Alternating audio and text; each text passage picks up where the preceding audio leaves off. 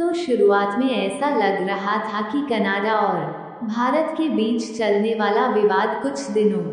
बाद ठंडा हो जाएगा और दोनों देशों के बीच जो भी उलझने हैं वह समाप्त हो जाएगी, जिससे इसका असर दोनों देशों के बीच होने वाले व्यापार पर बिल्कुल भी देखने को नहीं मिलेगा। लेकिन दोनों देशों के बीच चलने वाला विवाद दिन पर दिन बढ़ता ही जा रहा है और आज से कुछ हफ्ते पहले की बात है जब यह खबर निकल कर आई थी कि कनाडा के साथ बढ़ते विवाद के कारण भारत ने स्ट्राइकर आर्ड व्हीकल्स खरीदने की डील्स को रोक दिया है, जिससे कनाडा की स्ट्राइकर व्हीकल्स बनाने वाली कंपनी को भारत की तरफ से एक बहुत बड़ा झटका लगा था। हालांकि हमने कनाडा से स्ट्राइकर आर्ड व्हीकल खरीदने की डील को तो रोक दिया, लेकिन नई समस्या ये खड़ी हो गई थी कि अब हम लोग इस तरीके से स्ट्राइकर व्हीकल्स को कहां से खरीदेंगे, क्योंकि हमें इसकी जल्द से जल्द जरूरत है। लेकिन हमारी समझ दूर करने के लिए अब रूस आ चुका है और खबर निकल कर आ रही है कि रूस इसी तरीके के दूसरे आर्ड व्हीकल, जिसे बूमरैंग APC नाम से जाना जाता है, उस आर्ड व्हीकल को 200 की संख्या में सप्लाई करने के लिए तैयार हो गया है और रूस की तरफ से भारत का ये प्रपोजल एक तरीके से कनाडा के मुंह पर तमाचा मारने के लिए काफी है। इस खबर के बारे में विस्तार से आसान शब्दों में समझेंगे और साथ ही इस रणनीति को पूरी तरीके से समझने का प्रयास करेंगे। लेकिन आगे बढ़ने से पहले इस वीडियो को एक लाइक करके चैनल को सब्सक्राइब जरूर कर लीजिए, क्योंकि यह आपके लिए तो एक सेकंड का काम है, लेकिन इससे हमारी काफी बड़ी मदद होती है। दरअसल हम पिछले 2-3 सालों से अपनी मिलिट्री पावर को और बॉर्डर सिक्योरिटी को मजबूत करने के लिए न सिर्फ सेनाओं की संख्या बढ़ाने पर ध्यान दे रहे हैं, बल्कि उन्हें आधुनिक तकनीक वाले हथियार भी दिए जा रहे हैं, क्योंकि अब जमाना मशीनी का आ गया है और आज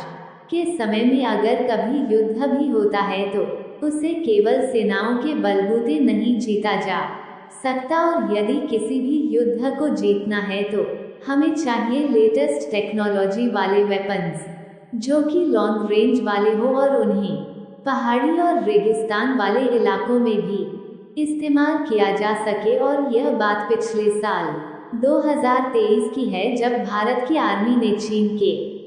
लद्दाख वाले इलाके में लड़ाकू बख्तरबंद वाहनों को तैनात करने का डिसीजन लिया,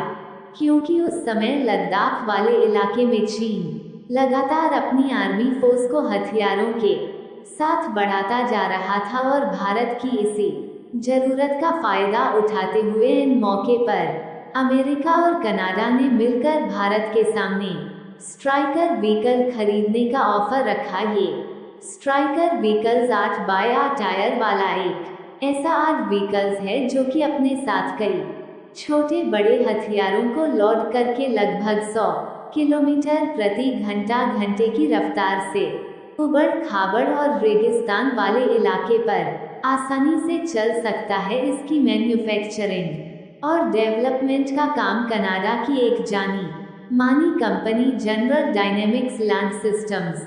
के द्वारा किया जाता है। कनाडा की इस कंपनी ने अब तक लगभग 4,900 स्ट्राइकर व्हीकल्स को मैन्युफैक्चर किया है, जिसमें से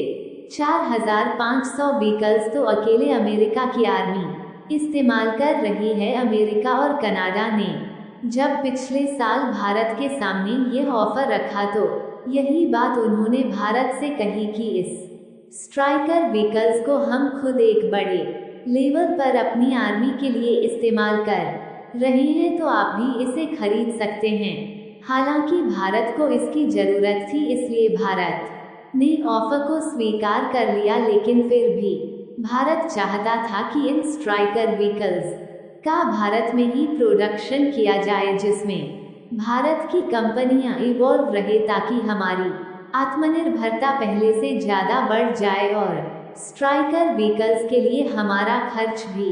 कम आए। इसलिए डील के अनुसार भारत सीमित संख्या में इन वाहनों का ऑफ द शेल्फ खरीदना चाहता था, जिसमें से कुछ स्ट्राइकर व्हीकल कैनेडियन कंपनी द्वारा बने बनाए भारत में डिलीवर किए जाने थे और बाकी के इन वाहनों के को प्रोडक्शन के जरिए कनाडा की जनरल डायनेमिक्स लैंड सिस्टम और भारत की कुछ डिफेंस कंपनियां मिलकर काम